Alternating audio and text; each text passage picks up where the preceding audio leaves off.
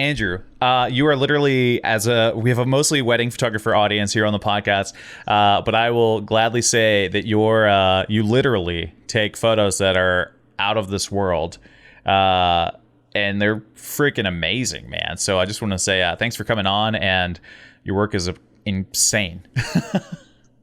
Thanks. I love doing it. Thanks for having me on to talk about it. Yeah, I love that. Tell me a little bit about your start. So for people listening and not watching or can't access your Instagram, it's like, there's a lot of the moon, there's a lot of cosmic stuff. I don't even know how to describe it. But then it's also not. It's not like it's not your dad's photos of space. I will put it that way as the joke. It's like it's a modern, millennial guy with mixing colors and vibrancy, and then like different shooting techniques to create kind of works of art, which is super cool. So how'd you really dive into that? Oh, sure. I'll tell you a little bit about how I got into this. I'd always kind of had a little inclination for photography, but didn't really know anything about it. I owned a DSLR. I think I owned a DSLR like when they first came out, like the mid 2000s, and was just screwing around with it for a long time. I did take some pictures of the moon, and even back then, I kind of learned the basics of shooting the moon. But fell out of it for a long time. But then I want to say maybe it's 2017. It was the year of the Great American Eclipse. I was thinking about space because I knew the eclipse was coming up. So I thought, why don't I buy a telescope? I had these memories of looking through my dad's telescope as a kid, and I saw Jupiter and I saw Saturn, and it was like mind blowing. As a kid, you're like, oh, whoa, it's another planet. Like, so cool. And I wanted to recreate that memory. And so I'd spent like a few $100 on a telescope, pointed at my backyard. First bright things I saw in my sky happened to be Jupiter and Saturn. So it was just like stroke of luck. They happened to be out that night. Because I didn't know what I was looking for. I didn't know anything about space really. Yeah. And, I did what I think, any millennial would do in that situation. I tried to take a picture with my iPhone through the eyepiece of what I was seeing. Yeah. And that just did not work whatsoever. It's not the way astrophotography works. I didn't know that at the time. I didn't know astrophotography was a thing. I thought you needed a space telescope to take pictures of anything that was out there. I thought that was why we spent billions of dollars to set up Hubble, and it sort of is the reason we did that. But there's, but I started actually down this I guess like a search engine rabbit hole of trying to figure out if anybody out there is successfully taking pictures of planets from their backyard, and discovered that yes, people do. There is a whole culture of astrophotographers that have worked to solve these problems in photography. That the equipment that's built for regular photographers isn't really designed to take pictures of what's in our sky. And I learned basically how to navigate some of the problems that go along with photographing space, and picked up, of course, some of the equipment to do it, and that kind of got me started. And I always try to approach things a little differently, I think. So that's why I think my style stands out. I love that. Now, were you into photography at all before the eclipse, or were you starting everything fresh when you were like, hey, I want to start photographing some stuff? So I knew pretty much nothing about photography other than like very basic things. Like I said, I had a DSLR, but I knew nothing about how to use it. Like I always just had it like in the automatic picture mode. Like I had no idea what f-stop was. I had no idea what ISO was. I didn't know any of those things. I was just like, okay, take picture. Oh, looks cool. I took a picture. I did learn, some very basic things about shooting the moon, though. Back in like the late 2000s. For one, you need a tripod. You need to use a timer so your hand doesn't shake the camera and make it blurry. And that was basically the extent of it. And I got a couple of pictures of the full moon back then that I thought were just amazing. So I really feel for the people that are, take their first pictures of the moon and they're like, oh, this is awesome, but it sucks compared to your pictures. I'm like, no, it's still awesome. Just I have different equipment. So you can't judge your picture based on what I'm doing with like thousands of dollars in telescopes. I love it. That's what we get in the videos. For anybody listening, you got to go watch on YouTube. That's cool. What, how different is it? So like for somebody like myself, right? I could go, I've been to Iceland a bunch and all, or you could go do this anywhere where there's no light pollution, and I could take a photo of the stars, as a general like big open sky. But that's about it, and maybe like, I think I rented a 1200 millimeter lens to shoot the moon one time, but I was still using, what is basically standard photography equipment, if you will, standard DSLR or mirrorless, kind of stuff. What else is different in the cosmic game, if you will? Oh, sure. So with that 1200 millimeter lens, you could actually do a lot of really cool moon photography with it. You could actually do a lot of deep space photography with it too. But there's a lot of challenges that you'd be up against. And, if it was your first time attempting it, you wouldn't be prepared for those challenges. And you'd probably spend a lot of time, I don't know if it was a rental, but most of the time with the rental would just be frustrated that your pictures aren't turning out. True. So there's a lot of things, like particularly, I'm going to take the moon, for example. If I were to take that 1200 millimeter lens for the first time and point at the moon and take a picture, I would expect something that's really crystal clear if it was in focus, but it wouldn't be. And there's a few reasons for that. First of all, if you have a DSLR as opposed to a mirrorless, that mirror flipping up when the picture is taken shakes your camera a teeny tiny bit. Yeah. So any kind of highlights just get that little bit of a shake to it. So you'd have to learn to lock your mirror up. Yeah. Which a lot of people know to do, of course. And then, of course, your finger can shake the camera too. So you've got to use an intervalometer. You got to use a tripod and make sure that your camera's not shaking. It can't have wind or anything like that. Because even though your exposure time is fast, like with that focal length, man, a little vibration will blur over details. Even if you step by your tripod, right? Like there's times when I'll have to set a timer just so I can walk away, and that's still not even in your realm. That's still like, I just want to take a nice landscape, right? Oh yeah. Yeah. Actually, I have to watch my dog while I'm shooting, because she will like be wagging her tail by me. I'm like, no, stop, go away. And she's excited for the moon too. But yeah, it really screws up the picture. Now there's another factor as well, and that has nothing to do with you, but that's the sky. So the atmosphere is constantly changing temperatures, and there's things happening in the upper atmosphere that are causing turbulence. And a temperature differential in the air, acts like a prism. It bends the light. So when you're looking at really high focal lengths and you're really magnified and you're looking at these details, everything's waving like it's at the bottom of a pool. So how do you defeat that as a photographer? And that's one of the biggest challenges that people face when they're shooting the moon, or if they're trying to shoot a planet, for example. It's a really big factor.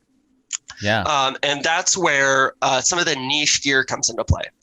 So a DSLR, really can't shoot that fast. And it needs to combat this problem. There's something called lucky imaging that's employed when you need a really high angular resolution. Angular resolution on something like the moon, for example, the moon is half a degree wide in the sky. So if I'm looking at features on it that are 100th of that, they're like, I'm looking at features that are maybe like, 30 arc seconds wide. It's tiny. It's a tiny, tiny fraction of a degree in the sky, which is moving. It's not only is it drifting with the Earth's moving, but the atmosphere is tossing it around. Like it looks like it's shaking in the camera. But what I can do is take many photos of it, and I can run those photos through algorithms that figure out which ones are the clearest. The software will analyze the contrast of the image and know that when there's more highlights and lowlights, the image is sharper, because that's just how focus works. Yeah. In the atmosphere, when it's more turbulent, things lose focus, and when it's less turbulent, they're more clear. Okay. So this is called lucky imaging, when you use software to reject bad frames and keep good frames. And there's another side of this as well, and that is through software sharpening. Obviously, most photographers are familiar with like unsharp mask tools and things like that. Sure, high pass filter, that kind of jazz. Yeah. There's a lot of ways you can sharpen an image, but that always introduces artifacts. You know, if you get ringing around your subjects, like over sharpened images look like crap. I feel like it's, you know, a lot of new photographers will, you know, really play with those sliders in Lightroom and go, oh, look, this looks really cool. It's like, yeah, but it kind of looks like shit. Yeah. It's like a good recipe. You need salt, but if you put too much, you ruined it. You know, like you got to find that threshold. But if you didn't have any salt, it might not have that extra punch, you know, especially for screens and stuff like that. That's crazy talk, though. Like, start basic with me, you know, pretend that I'm 5. This is like that Reddit, you know, explain it like I'm 5. Mm-hmm. Are you still using a DSLR or a mirrorless, or are you using something else? You know, what's that even look like? I do use, let's see what I have hanging around here. I can show you. I love it. I have a Sony A7 II here. It's got, it's actually got an adapter on right now, so I can throw it on a telescope. That's just mirrorless camera. I have, I know I had a 6D around here somewhere. Okay. So actual cameras that still people use. I was like, okay. I don't know where my 6D is. I must have put it on the other room. All right. And this is a deep sky imaging camera. This one is actually color. Most of the ones I use are monochrome. So a deep sky camera operates a little differently than your standard mirrorless camera. Mainly, it has a giant heat sink on the back of it. And it doesn't have any of the other stuff that comes with a camera. Like a regular camera will have a screen on the back of it. It will have, it's plugged in here so it can't even hold it up.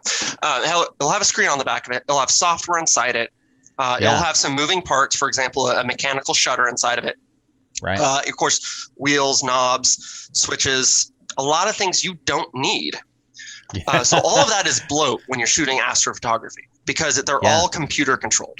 So this has no switches, nothing. It has a power port, a couple USB ports. I'll hold it up so you can actually see it. And then you can see there's a kind of like a fan in here, and you can see through the sides. That's actually a heat sink. So the fan is pulling air through the entire time it's running. Wow. So I take 10-minute exposures. If you do that with a DSLR, the image will be crazy noisy, and most likely it'll actually be blown out. Yeah. Because those sensors get hot. You know, you're running a current through them for 10 minutes. They get really hot, and heat is actually indistinguishable, basically, from photons hitting your sensor. So it registers as light when they heat up. So what that does is it reduces contrast across your entire image. Wow. So you need contrast when you're shooting something that's very faint, like a galaxy. Galaxies are incredibly faint. So if I'm shooting them for 10 minutes and my sensor heats up, the galaxy's basically gone. So that's why astrophotography cameras are designed very specifically to minimize heat. Now, I showed you a color one. Here's a monochrome one. This one is monochrome. Wow. So it's still a similar design, has the heat sink thing going on here, has a little fan in the back, some USB ports, and then this is a filter wheel. So this is monochrome and cycles through filters to get color. It works the same way satellites do. So satellites take pictures just the same exact way. They have a monochrome camera and they cycle through different filters to get your color image. And that's actually exactly what any cameras do. You know, are you familiar with what a Bayer filter is? Yeah, it's just every sensor truly is monochrome, but you have alternating filters over each pixel, and the camera just does internal color balancing and integration to blend the data from those pixels to get a color image. I'm doing the same thing. I'm just doing it manually. But that's really important because pixel size really comes into play when you're shooting something so faint, and you want the biggest pixels possible. You also want as much data to be entering those pixels as possible. So the fewer filters used, the better. So with monochrome, you instantly get a pixel that is 4 times larger than its equivalent color camera because you don't need to have these alternating pixels in a grid for color. You just have one big monochrome pixel. Right.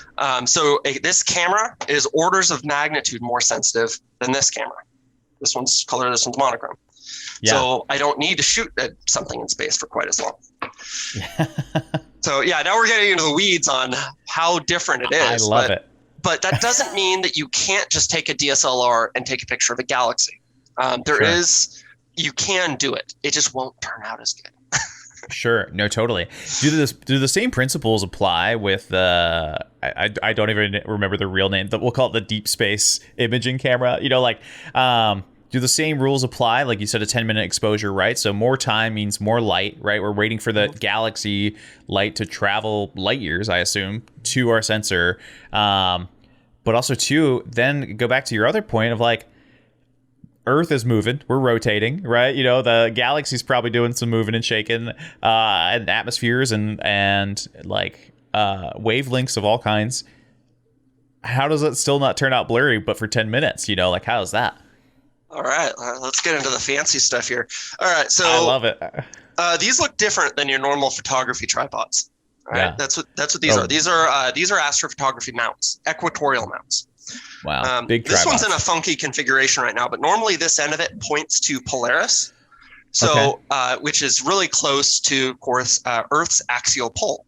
So it points to the perfect north position, and then the mount rotates perfectly to reverse the direction of Earth's spin and make the stars perfectly still. Wow. Now, it's not perfect. Nothing ever is perfect. And if you're taking a 10-minute exposure, any small issue can screw up that. Like my dog walking by, like she just did. You probably can't see her. Yeah. I swear she's there. Oh yeah, he's here. I love it. So if she walks by, shakes the telescope, and suddenly it's off, all of my stars suddenly become little squiggles. So there's actually 2 cameras on this rig, and I can actually bring it and show you if you like, but maybe I can just change the angle. See, there's this thing sticking out right here, and that's actually a second camera that's pointed at a little mirror that's taking in light that's coming down the telescope. It's not there to take pictures. What that camera does, it looks for a star, finds the star, and then tracks the star's position. If the star moves in any way whatsoever, it tells the telescope mount to make adjustments until so the star stays locked in position the entire time it's shooting. So that's called auto guiding, and it's what prevents any kind of issues from coming up during the imaging from ruining the capture. Because I'm taking, if I'm taking photos like all night long and they're all 10 minutes long, if I have a gust of wind every 5 minutes, my entire night's going to be wasted. So that helps me with that. Yeah, no, totally. That's the idea that you're using a motorized tripod essentially with a tracking camera on it. Like, what? That's insane. That is absolutely insane. Tell me, I love your Patreon. When I found out you had that, I was like, okay, yeah. Because I think there's this element of, here's a world I know nothing about, and let's dive in, And so, like, are you... and feel free to, well, we like getting into the weeds here, but feel free to stop me. Like, are you primarily, how do you make money? Is that off prints and Patreon? Like, is Patreon doing pretty good for you? What's that look like for you as far as, income for somebody who's I would say a professional cosmic photographer, professional astro photographer? Yeah, I still don't really consider myself professional, but since right now it's the only thing I'm really doing for a living, I think it kind of counts. Right. I feel bad taking on that because I honestly, I don't think I'm really the best at this. Like I'm in all these astrophotography groups, and these guys come up with amazing images. I think my only difference is maybe I'm a better self-promoter than they are. Yeah. So more people see my work. It doesn't mean my work is better. But whatever, I'll take what I can get. So anyway, I make money a few different ways, and I think as a photographer, you know how important it is to have a lot of irons in the fire. You need a good repeating book of business. If you're shooting weddings, like I'm sure that stuff's scheduled out a year in advance. I can't do that as an astrophotographer. I don't have clients. I'm not scheduling sales. Like I don't have any kind of predictable revenue. So that's where Patreon really kind of helps. Because it creates this recurring business model, and it's like a flywheel. It'll grow the more you feed it. And that allows me to know, okay, worst case scenario, I don't sell any prints whatsoever. At least I have a few hundred patrons that are paying me a couple bucks so I can, afford food and whatever. And then that's like, worst case scenario, that's all the income I'm getting. But then I have print sales on top of that. That's like more variable because I don't really know how successful an individual print will be. Some things resonate and some things don't. So wow, it's still very, I don't know. It's definitely not as secure as getting a 9 to 5, but it's more fun. Yeah, you get to do this thing that, again, I just picture you like on a date or at a bar or something and just telling people what you do. And you're like, yeah, you're like an astronaut without the suit. You're like, hey, I get to say, and you have better photos to take home than Buzz Aldrin, like that's super cool. And, again, I think it's the idea of like, this thing that you wanted to do can be your job. I think that's super cool, right? Like it is the most fun part. It's worth it. That's the stress of possibly not having the same income every month is worth the comfort of having it. I agree. Yeah, right now it's worth it. Who knows? Maybe I'll get sick of this. But in the meantime, I'm really, really lucky that I think I just live at a time where I'm enabled to, I think, just be this capitalistic about it. Because I have access to social media. Social media is right. obviously huge. It gives every person a platform. If you have a skill, you have a way of getting it in front of people. And that's like really like historically that's been kind of hard to do. It's like, how are you going to get people to discover your talent? It's very hard to self-promote, right. But you can, I think, was it 2 years ago, my first image just went viral. Like virality is such a cool thing. And really it can happen to anybody if you just get something just right. It's just got to be just perfect. But, virality can really change somebody's life. And that's kind of what launched me into this. I was actually, that picture right there went viral. It was like top of Reddit for a couple of days. And that turned me from just like some guy screwing around in his backyard to a somewhat professional photographer basically overnight. That's super cool. A bit of a shortcut though. And I feel kind of bad for the guys that are just, plugging along, being, doing great work that just haven't kind of had that stroke of luck. Sure. So it's a little bit of both. I feel very lucky, but I also feel, I worked hard for it. That was, most people, they take a picture of the moon. It takes them 2 seconds, then they move on. That picture I spent, it was a combination of 50,000 individual images that I spent a week putting together and tweaking for the final image. I go much faster now, by the way, but that image was a huge amount of work. And I think just it set a precedent that didn't exist before. And that's why it went viral. Yeah, no, totally. But anybody can do that. Yeah, no, 100%. Even let's just talk about that image for a second for fun. One, because I want to talk about Reddit because I feel like photographers underutilize Reddit and I think they should use it more. But as like a trick, essentially not a trick, but a bad way. But like, hey, if you want people's eyes who are going to like it, it's very easy for them to upvote it and then just let it roll. But even that moon image that went viral, like, I'm going to ask a dumb question. Why was it 50,000 images? Is it a composite? Is it a panorama, if you will, or like, put together? Or it took you 50,000 to get the best one? What did that look like? So in my early days of researching astrophotography, I stumbled across that method I was discussing called lucky imaging. And people at the time were really only using it for planets.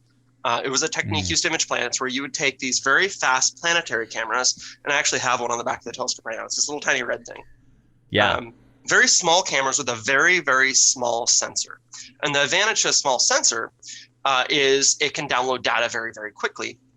So you can get frame rates like 500 frames per second. Raw frames at 500 frames per second.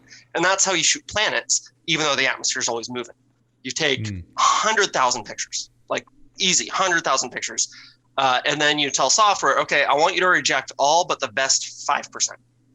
And then those 5% you stack. And then in that stack, you run through sharpening algorithms. And suddenly what was a little blurry disk shows details. Suddenly, the landscapes of Mars appear on that blurry disk. It's actually incredible. It's almost like magic watching it work. It's just incredible the way it works. But so like I said, I usually saw it applied to planets. So I thought, why don't I apply it to pictures of the moon? And by the way, I'm not the first one to have that idea. Other people have done it too. Sure. But then there was also another technique I'd been seeing that was high dynamic range, HDR photography. Yeah.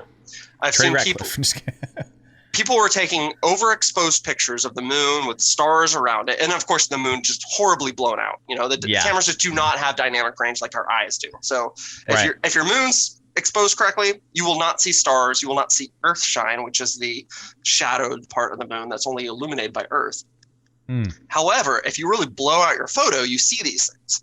And then you take a few exposures, you bracket everything, you combine them all together in a big sandwich, and then you can get the illuminated side and the shadowed side of the moon in the same picture, and you can get a background of stars. So I'd seen that done. I'd seen planetary photography get done. I was like, why don't I just combine all that together? And the reason I think nobody really tried it was because nobody really had this format where they could share things at high resolution. So there was never really any point in getting more detail on the moon. However, Reddit, you can upload like 100 megapixel images and people could still see the details. So I thought, what if I did that and uploaded it to Reddit? And that was essentially what I did. But like I said, I spent all night on this thing, right? So it's a tiny sensor on this planetary camera. So in this picture of the moon, I want to say it was just like a little corner in one frame. So I would take 2,000 pictures in one corner, shift the telescope, take 2,000 more pictures, shift it again. And I did that 25 times to cover the entire moon. Wow. Then I blended that with images shot with a refractor telescope, which I actually have under here. I have stuff everywhere, man. I love it. So a refractor telescope to capture the entire scene with the stars and the Earth shine. And of course, with the moon was horribly blown out. But that was, of course, blended with my high resolution shot that I did through that telescope with that camera. And I was able to get like crazy details on the surface in like this nice big picture. So I think it was 81 megapixels. And I told people, hey, zoom in on the picture, because I think a lot of people would just assume that's the picture, keep scrolling. But no, you zoom in and suddenly it goes from being picture of the moon to being just crazy amounts of craters and mountains and like detail that you just did not expect. You're just blown away. Like, what? Like, how is this even possible? And that, like, I think that epiphany a lot of people had when they saw it was like something like, oh, wow, the moon is actually round in the sky. It's not just a sticker up there, because pictures usually look so flat. But anyway, I think that's why my picture went viral. And it's been kind of my strategy ever since then to just try to figure out ways to blow people's minds by integrating different techniques into each photo. Some of them don't really take off. Some of them fall flat, but a lot of the stuff is pretty successful. Yeah, it's like clickbait for your eyes. Like we're trying to get people to be like, what? Wait, what? What is happening here? Like the one photo recently of the moon, but then it's like colorful long exposure around it, or seemingly around the sphere of the moon. Like that's insane. If somebody looked at that, they go, what? And it just like, it makes you stop. It makes you, it's clickbait. It makes you stop and look at this and you're like, what is going on? So that's crazy. That's absolutely crazy. It's honestly, to me, I'm just having fun. And some people like it. You should actually see like the cutting room floor of the images that I've scrapped. I've come up with some wonky ideas that just never see the light of day. I really did like that light painting one, and I actually didn't expect a lot of people to like it, but it did okay. Totally. Yeah, I can imagine. We have a few big Instagrammers on, or people with big Instagrams over the last few years, and they all tell me the same thing. That even like you're a few thousand short of a 400K, but it's like they seldom do you get 400K in likes on an image ever. Right? Like 100% engagement would be insane. It just doesn't happen. Yeah. It's hard to do. I wish that there was that things were better, and it'd be like, what would it look like for Andrew to get 50% engagement on an image? Like to have 200,000 likes. I have gotten over 100% engagement before, but that's not because of my following. That's because particular individual post goes viral. Because that does happen, and it's just the larger your account, the harder it is for that to happen. It's for tons of reasons. One, just not everybody. Some people just literally never like anything. They'll follow you. They'll scroll through. They just don't. It's like they don't think to like something. Which fine, whatever. You don't have to. I mean, I secretly hate you, but you don't have to. Same. That all photographers everywhere. It costs you nothing to like it. It's but I think people don't realize that how much it really helps photographers if you click the like button, because it does like it changes the algorithms and to make sure that your posts show up higher, make sure more people actually see it. Because there's a lot of people that complain that, I don't see your stuff in my feed. It's like, well, do you like it when you see it? Because that's how Instagram knows what to prioritize. Yeah. And they're like, I guess I didn't. Same for people who, they'll watch this video on YouTube, like, please maybe subscribe if you want more of this, but you got to like it, and then the YouTube algorithm will carry it like a sweet child into other places and other people's eyes. So that's really funny. That's awesome. What tell me a little bit about as much as you feel comfortable. I don't want to give away the farm or anything, but for photographers who underutilize Reddit, what is kind of your approach to that? Because I think I found a success even just dabbing in it. I had a few photos that felt like they would fit in a certain subreddit that I already knew, but it's one of those things where it's like there could be subreddits I don't even know exist, and I could tap into those communities. What's kind of been your approach, or how do you go about that? When you have an image ready to share. Well, anytime I share an image, first, let me take a step back. I think there's two types of images that I like to share on Reddit. Okay. One is things that are just simply always popular. Like, for example, ever since my first big moon post, I know anytime I post something that's a really good picture of the moon, people are going to like it. So I tend to share those. The other side is anytime I do something that really kind of breaks the mold or has a newsworthy element to it. For example, I took a picture of the space station, the International Space Station, transiting the moon. It was a very, very slim crescent moon, and it was in daylight. So those are two things. It was a very unique combination of events, and I had to travel pretty far, find this one spot on the side of the road to make sure everything lined up. And I got this image that arguably I can say is unique. I don't know if anybody else ever captured the ISS transiting a very slim crescent moon the way that I captured it. So I went ahead and posted to Reddit and immediately just took off. And, that's what happens. And so with that virality, and Reddit alone is good because it gives eyeballs on your work, right? But it's actually a lot more than that if you pitch the post correctly. Because you have thousands of journalists that are on Reddit scraping it for their next story. Yeah. So if you get something that was really appealing to somebody that's working for BuzzFeed, they will pick it up. They'll DM you and be like, oh, hey, I'm going to run this article with your post. And, for that reason, I kind of cater my posts a little bit to the journalists more than the Redditors, because I don't Reddit, seeing my work is great and everything, but that's not really how you get insane virality. Right. It's got to be picked up by journalists, because that's how you get this global distribution of your content. Sure. It's really got to be handled right though, because especially for astrophotographers, because I can't tell you how many times I've seen my shots saying NASA just unveiled this amazing photo of the moon, and I'm like, what the?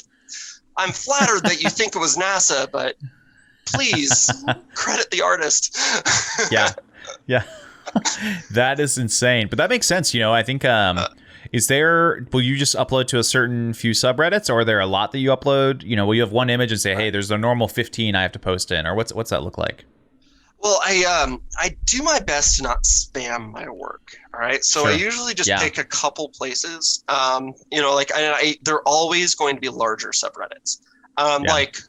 Our Picks is a catch-all. It's just it has 20 million subscribers or something. So just insane number of users. You just it's so varied in content that it's easy, I think, to come up with something that stands out, because there's so much white noise in there. It's just, people taking pictures of their kids with clickbait captions, and it's so many people are clearly karma whoring on there. That if you come up with something that's just genuinely good, just a genuinely good quality image with a good concise title, it will rocket to the top, and it will have a lot of eyeballs on it just naturally. You just got to be very careful with the rules on some of this stuff because you can get booted. You can get banned. Like for example, I plugged my Instagram on Pix and got, it's just instantly removed. So you can't do that, which makes claiming credit for an image a little bit harder. And then you have communities where it's a little bit more tailored to something that's more extreme. Like, like there's a community called Be Amazed. I like posting on there because I'm like, it feels a little like, I don't know, like a humble brag, but I'll post my images and I'm like, aren't you amazed at this picture I took them in? What is that subreddit? What does that subreddit stand for? It's just called Be Amazed. That's it. Oh, Be Amazed. Okay. Yeah. That makes sense. Yeah. No, you'd be perfect for that. So I can see that for sure. Of course, there's various space communities. There's astrophotography communities, which of course don't apply to your random photographers. Right. But there's like landscape astrophotographer. There's earth porn. If you just take a nice landscape photo, post on earth porn. It's just people just love looking at landscapes. Totally. But I think that the trick is just making sure that your content stands out. You take a look at what's on there and see like. I think a lot of people have a tendency to look at a community and go, oh, my content fits in here because there's a lot of stuff like mine. And that's not really the right way to look at it, because if there's a lot of stuff like yours, why is yours going to be special? Unless you were just like the best of the best of the best, which you might be. But I think it's more important to look at it and say, I bring something else that nobody else is. And if you can do that, if you can bring something that nobody else is, then I think you'll be successful. I love that. What I've seen different threads on your Twitter and stuff that were super helpful, and I feel like they went a little bit deeper than what we talked about so far on the podcast as far as like getting your start in astrophotography, this kind of stuff. But I want to ask, a very, very basic question, like for a photographer, right? So who has, mirrorless gear, maybe a 7200, maybe an extender if they're lucky, what's your best advice for doing what they can with what they have, as far as like if we gave you our gear, right, or we gave you the Canon 6D and we're like, all right, make something with our level of gear, how would you even start, right? Are you looking for solar and lunar events? Is there, are you one of those people that uses like the Photo Pills app or something? I know like we use that to find where the sun's going to be at a certain time. Where would you start? What's your basic level in that kind of thing? For people who are curious. Well, obviously it's going to depend on your goals. What are you trying to shoot? I don't even use Photo Pills because if you look at my Instagram, there's like almost no landscape, nothing earthbound is in any of my pictures. Like it's just sky. That's it. Yeah. So I use Sky Safari a lot. Like Sky Safari is just an app where it's like, all right, this is what the sky looks like right now. This is where the moon is. This is where the sun is. This is where the planets are. So if you that's just great to have in general, just as like a stargazer. You walk outside and you're like, I wonder what that bright thing is. You're like, oh, it's Arcturus, or oh, it's Jupiter. But I use an app like that also to time my shots. Like I always want to make sure I'm shooting the moon when it's perfectly overhead. So I just like having an idea what time that is, because then I'm looking through less atmosphere. However, that doesn't matter to most people. It only really matters when you're shooting at long focal lengths like I am. So if you're shooting at 1200 millimeters like you were, it will matter. But if you're shooting at 300 millimeters, it doesn't matter. Shoot the moon on the horizon. It doesn't really matter. So that's, I think the first step is just knowing what you're going to shoot. Obviously, knowing where that item will be is important. And then next, it's again, like, what are your goals? Like, do you want to take a really clear picture of the moon, or do you want to take a picture of the moon that really stands out? What are your goals there? If you want to see as much detail as possible, you definitely need a long focal length. You'll need to do some of the things I'm talking about with lucky imaging, which you can do with a DSLR. It's just, it takes a little more effort. You're going to eat up a lot of your shutter count. So, mirrorless is definitely better there. But you can do it. There's people that use DSLRs all the time. They create incredible moon photos.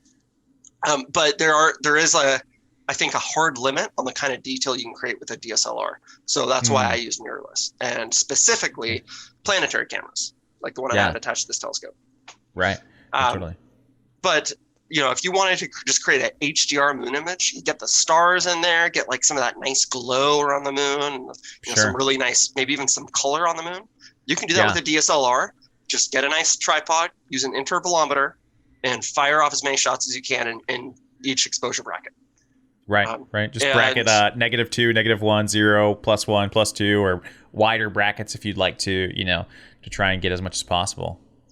You can don't be afraid to blow out that moon too. See what kind of stars you can get. It's very hard to get good stars in a picture with the moon. Yeah, that makes sense. And I mean, I think too, then the balance too, if your exposure is long enough for that +2 exposure, the blown out moon, if you will, your shutter speed, you might have to adjust too, right? Because things are moving, right? At like shutter speed and the long focal length and, all these, it's like, what you do is the exposure triangle, but then you have the second triangle outside of that, or maybe that triangle is more like a hexagon, and there are 6 other variables you have to manage. Like what's the weather like, what time is it, what stage is the Earth in? Like the fact that people look at your photos, right, and they'll be like, oh yeah, he took this at night, but that's not always the case. Like there's plenty of stuff that you've shot in the day that still looks like a planetary or cosmic moment, so it's there's so many more things to think about, I think, that people don't realize, but it's fascinating. Yeah, absolutely. When you're dealing with celestial stuff and you just have a tripod, very good to know about the 500 rule to prevent Earth's motion from affecting your image. The 500 rule is simply a calculation that you apply when you calculate the exposure of your shots and your ISO and everything, to know that at your focal length, the stars won't be blurry. Because if you have a 30-second exposure at a long focal length, the stars will look like streaks. So there's a calculation. You just Google it. It's just called 500 rule. And it'll tell you, okay, don't go over this exposure length at this focal length. And then you'll know your picture of the moon will be crisp, because it's moving fast enough for Earth's motion. Right. It doesn't take into account atmosphere or any of that crap, but at least that the Earth isn't going to mess up your shot. Unless, of course, you have one of these. This takes the 500 rule out of the equation. This is a basic star tracker. This is called a Skywatcher Star Adventurer. It basically just tracks the sky for you. It is a tiny version of one of these. Of the big boys, yeah. Yep, it's just a small one. It's like I take it camping, so I'm like taking pictures of the stars, and it doesn't mess up my shot. That's awesome. And with that though, is that a solution for somebody? Can you have the stargazer with a mirrorless, or you still have to use your deep imaging cameras? So, like I mentioned earlier, you can take a picture of a galaxy with a DSLR. You can. Yeah. If you scroll at the very bottom of my Instagram feed, you'll see some of my early stuff, and it looks it looks not great. So I'm just gonna put that disclaimer out there. If you're expecting some treasure down there, you're not gonna find it. But you'll see, I actually have a picture of Andromeda down there, and I took it with a DSLR on a tracker like this. Wow. So you can do it. And in fact, there's people that do it untracked. So you don't even necessarily need a tracker. It's just a lot of work. A buddy of mine just did a picture of the Orion Nebula cloud complex untracked, and it took him 1,500 exposures. Wow. 1,500 exposures, because you're employing stacking, right? It's not just taking one long exposure. You're stacking lots of small exposures. And in theory, it's the same amount of data, but it's broken up in such that the Earth's motion isn't going to disrupt anything. Sure. And you use free stacking software to stack everything. Yeah, tell me more about the stacking thing. So I know in some landscape I've heard of focus stacking, or is this? And then there's also, panorama is the generic term for it. But hey, maybe we're actually combining images, to have a bigger exposure or a bigger image, more resolution. But are you talking about focus stacking or something even different than that? To get that focus, or what that looks like? It's different from focus stacking, definitely. Okay. So what it's doing, obviously with raw images, you have really precise data for each pixel. It's a number between 1 and 255. The data for this pixel here is 5, and then the next one next to it is 10. All right. So there's noise as a factor in that. And when you have very faint targets, the signal sometimes is actually in between pixel values that are distorted by noise. So it's the actual true value of that pixel was 5.12 or something like that. Right. But because of just the nature of photography, the dynamic range of cameras, it doesn't see that 5.12, it just sees 5. Now, when you stack, let's say you stack 100 pictures, right. That number will fluctuate between 5 and 6 and 5 and 6 and 5 and 6. Yeah. That's just noise, right? But at the end of that 100, you average out the values for that pixel. Suddenly you have that accurate value of 5.12, which is still very dark. But then you can stretch it in software and reveal something very faint. So what it's doing is it's adding such integrity to your data that you can stretch it without introducing just artifacts. If you were to slide that histogram slider all the way over in Photoshop on a normal picture, it just looks like a noisy mess. It's just noise everywhere. But with astrophotography, you have to slide that histogram slider over. Some of my raw frames look completely black. After 10-minute exposure, they look completely black. That's how dark this stuff is, right? But when you move the histogram over, you get like this noisy picture of a galaxy or whatever. It's there, but it's very noisy. After stacking 100 frames, it's crystal clear. That's amazing.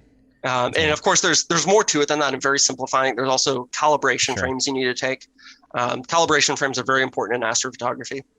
Okay. But you're actually subtracting a lot of the artifacts that are caused by the limits of your optics and the limits of your camera sensor. There's something called dark frames, which will get rid of any hot and cold pixels you may have. And also gets rid of amp glow. So your sensors, just that energy current running through your sensor, will produce artifacts in your image that will show up when you stretch this image. You'll see like little hazes on the corners and things where pockets of heat show up on your sensor. I can subtract those out. And there's also vignetting, of course, caused by the lenses. That's a familiar thing that photographers deal with. And I can subtract that out by shooting just basically a plain white wall and mathematically subtracting that from my image. So there's a lot of things that you have to do to get to that final image of a pristine galaxy. And it's a very mathematical approach to it. There's software specifically designed for it. I love it, dude. That is crazy. One last silly question. I feel like I'm asking you like the Sesame Street version of questions, photography wise. Is you're in California. For stuff at this level where, like we talked about, we don't even have to consider the landscape. Can you be anywhere to shoot these? As long as you know that event is happening over you and you've tracked it, or is there a better place or a worse place to be? Like, does light pollution matter to you at that distance? So, geographically, I'm probably in one of the worst spots to be doing this. For a few reasons. So, first of all, I'm really close to Sacramento. Sacramento is just crazy light polluted. I live next to a high school stadium that keeps their lights on 24/7 because if they don't, the kids will do drugs in the field. So they got to keep those lights on all the time. I live next to a busy street. And especially in the winter, it's like the swamps of Dagobah in my backyard. I get all that moist air from the Bay Area just flows into the Sacramento Valley. So I'm literally shooting through fog some nights. And my gear just gets coated with moisture. I'm actually moving, and my house is being built right now. In 3 months, I'm out of here. I'm going to be in a desert in Arizona with crystal clear, dry skies, dark skies. So it will get better. Awesome. So what I'll say is my conditions really don't matter that much for moon photography, of course, because moon is very bright. The light pollution doesn't matter. Sure. My scene conditions affect that, but that's not as big of a factor as some other things. However, if I'm shooting a galaxy, I can't filter out that light. The light of a galaxy is very similar to the light that's put off by street lights, headlights, etc. So there's not really a light pollution filter that I can deal with that will filter out those lights without also filtering out the light from the galaxy. However, nebulas are different. Nebulas actually burn with specific emissions because they're very basic gases that are burning. It's hydrogen gas, it's sulfur, it's oxygen. And there's filters that isolate those band passes and cut out everything else. So I can actually shoot these nebulas that are thousands of light years away, basically under street lamps. And it's mind blowing to people. I was in my front yard, I think one time doing it. And I was shooting a nebula. It was like right next. There's a street light right here, nebula right here, and some guy walks by. He's like, "What the heck are you like spying on our neighbors, or like what are you doing?" And I'm like, "Oh no, I'm taking a picture of this nebula." And I like turned my laptop screen and showed him. He's like, "How is this possible?" That's all you do is just blow people's minds, Andrew. Like that's your main job. It's just like, all right, take a look at this. Let me know what you think. That's awesome. That's super cool. I mean, I think that's just lower hanging fruit, blowing people's minds by shooting a nebula in your front yard. Because if to an astrophotographer, that's like just every day. It's the filter technology is just incredible. It just cuts out everything else. However, like I said, it only really works for certain types of nebulas, emission nebulas, where stars are being born. But I can shoot those all night long. I can shoot those under a full moon, right next to a full moon. In fact, I've shot nebulas with a moon in front of it within the same frame. So you talk about dynamic range. That's pretty crazy. But that is insane. Dude. Andrew, thank you so much for coming on and sharing some of the goodies. We'll have to have you come back on some time. We'll talk about Instagram or something. We'll talk something fun. We'll talk about Arizona, and moving and all that fun jazz. Where can people go to find out more and see some of your work? And what do you have coming up, the rest of this year on Patreon and everything else? Oh, well, let's see. First of all, my Instagram is cosmic_background. I post pretty much everything there. It's where I'm most active. So you can come check me out, give me a follow, give me a like. Love those. And as far as what I have coming up, there's a couple cool events coming up this year. There's an annular eclipse that's going to be on the East Coast. I'm hoping to travel to. I believe that is in June. And then end of May, there is a lunar eclipse that is going to be happening, and that one will be visible from the West Coast here. So I plan on maybe doing an actual landscape shot with the blood red lunar eclipse on the horizon. So that's a couple exciting things I'm looking forward to. And then otherwise, I'm always chasing transits and trying to come up with the next viral shot that it's just always a blast to try to catch some unique moment. And I love it. That's really what I'm doing. So. Chasing the dragon. Yeah. That's awesome, dude. Andrew, thank you so much, man. And it was an absolute pleasure. Yeah, likewise. Nice meeting you, Adam, and great chatting with you. Guys, thank you so much for checking out the Bearded Tog. It really means a lot. If you can, leave a like on the video. If you want to see more videos, subscribe to the channel and hit the bell for notifications on when new videos come out immediately. Have a wonderful day, guys, and keep being awesome.